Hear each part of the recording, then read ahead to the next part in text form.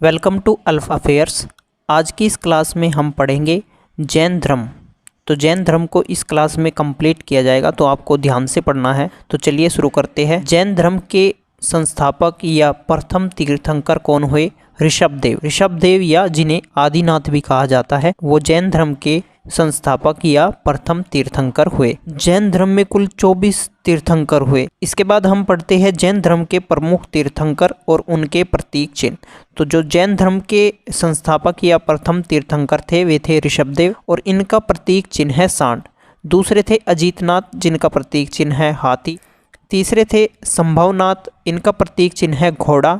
समपार्श्वनाथ सातवें थे, प्रतीक चिन्ह है स्वास्तिक। 16वें थे शांतिनाथ और प्रतीक चिन्ह है हिरण। 21वें थे नामीनाथ, जिनका प्रतीक चिन्ह है नीलकमल।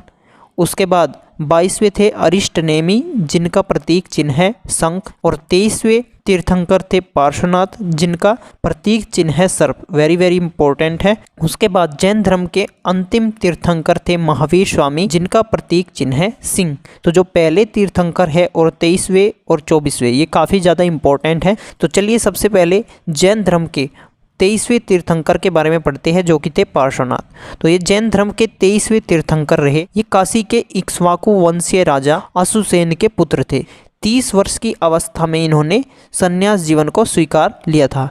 इनके द्वारा 4 तरह की शिक्षाएं दी गई: हिंसा न करना, सदा सत्य बोलना, चोरी न करना और संपत्ति न रखना। ये 4 शिक्षाएं किनके द्वारा दी गई? तो जैन धर्म के 23वें तीर्थंकर जो थे पार्श्वनाथ, उनके द्वारा ये 4 शिक्षाएं दी गई। नेक्स्ट है हमारे महावीर स्वामी। काफ़ी ज़्यादा इंपॉर्टेंट है और काफ़ी क्वेश्चंस इससे पूछे जाते हैं। ये जैन धर्म के 24वें और अंतिम तीर्थंकर हुए। इनका जन्म कब हुआ था? तो 540 ईसा पूर्व में इनका जन्म हुआ था। और कहाँ पर इनका जन्म हुआ? तो वैशाली के कुंडग्राम, जो कि है बिहार में, वैशाली के कुंडग्राम में इनका जन्म हुआ। इनके बचपन का नाम था वर्धमान और इनके पिता का नाम था सिद्धार्थ, जो कि ज्ञातक कुल के सरदार थे। इनकी माता थी त्रिशला, जो कि लिच्छवी राजा चेटक की बहन थी। महावीर स्वामी का विवाह हुआ यशोदा से। इनकी पुत्री हुई जिनका नाम था अनोजा प्रियदर्शनी। अनोजा प्रियदर्शनी का विवाह हुआ जामिल से, जो कि महावीर स्वामी के प्रथम अनुयायी बने। 30 वर्ष की उम्र में महावीर स्वामी ने अपने बड़े भाई नंदीवर्धन की अनुमति से संन्यास जीवन को स्वीकारा था। उसके बाद 12 वर्षों की इन्होंने कठिन तपस्या की और जरंबिक के समीप ऋजुपालिका नदी के तट पर साल वृक्ष के नीचे तपस्या करते हुए इनको ज्ञान प्राप्त हुआ। अब ज्ञान प्राप्त करने के बाद ये जिन अहर्त और निर्ग्रंथ कहलाए। इनके द्वारा प्रथम उपदेश दिया गया था राजगीर में, जो कि है बिहार में। और जो ये पहला उपदेश दिया गया था, ये किस भाषा में था? प्राकृत या अर्धमागधी भाषा में। अब इनके कौन कौन से अनुयायी बने, कौन कौन से इनके फॉलोअर बने? तो इनके जो पहले अनुयायी थे वो इनके दामाद थे, यानी प्रियदर्शनी के पति जामिल इनके पहले अनुयायी बने। प्रथम जैन भिक्षुणी थी नरेश दधिवाहन की पुत्री चंपा। इन्होंने अपने शिष्यों को 11 गणधरों में विभाजित किया था। और महावीर स्वामी की मृत्यु के बाद जैन धर्म का पहला उपदेशक कौन बना? आर्य सुधर्मा महावीर स्वामी की मृत्यु के बाद जैन धर्म का प्रथम उपदेशक हुआ। 468 ईसा पूर्व में लगभग 72 वर्ष की आयु में महावीर स्वामी को निर्वाण की प्राप्ति हुई। और कहाँ पर? बिहार राज्य के पावापुरी में इनको निर्वाण प्राप्त हुआ। इनको निर्वाण प्राप्त हुआ मल्ल राजा सृष्टिपाल के राजप्रसाद में। इसके बाद पढ़ते हैं जैन धर्म की प्रमुख विशेषताओं के बारे में देख लेते हैं। जैन धर्म ने अपने आध्यात्मिक विचारों को कहाँ से ग्रहण किया? सांख्य दर्शन से इन्होंने अपने विचारों को ग्रहण किया था। जैन धर्म में ईश्वर की मान्यता नहीं है। जैन धर्म में किसकी मान्यता है? आत्मा की मान्यता है। महावीर स्वामी पुनर्जन्म एवं कर्मवाद में विश्वास करते थे। अब जैन धर्म के त्रिरत्न है, याद रखने आपको: सम्यक दर्शन, सम्यक ज्ञान और सम्यक आचरण। ये 3 जैन धर्म के त्रिरत्न हैं। और इनके लिए 5 महाव्रतों का पालन अनिवार्य है: अहिंसा, सत्यवचन, अस्तेय, अपरिग्रह और ब्रह्मचर्य। इन 5 महाव्रतों का पालन करना इसमें अनिवार्य है।